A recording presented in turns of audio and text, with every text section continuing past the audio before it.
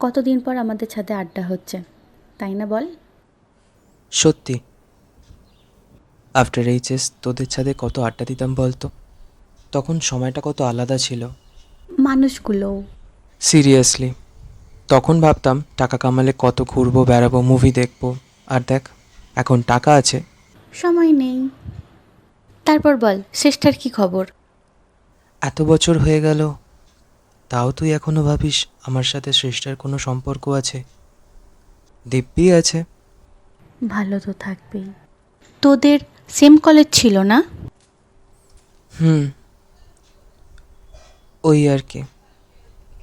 মাঝখানে শুনলাম রিতম নাকি দিল্লি গেছে। হুম। ছাড়, তুই কেমন আছিস বল? আর কেমন আছিস? এতগুলো বছর তোর জন্য অপেক্ষা করে আছি। নিজের মনের কথাটা আমি তোকে আজও বলতে পারিনি, মনের ভেতরেই রেখেছি। তুই কি সত্যি রিতমকেই? আছি, ওই আর কি। আর তুই? ওই চলছে।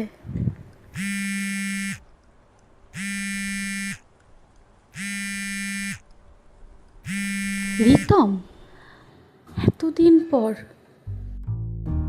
মনেরও তো মন ভালো নেই, এতদিন যেটার আশঙ্কা করছিলাম মনেরও তো মন সেটাই সত্যি ভালো হয়ে গেল। নেই। ভুলে গিয়ে ভালো ছিল নিজেরই সাথে, একা একা একা মিলে একা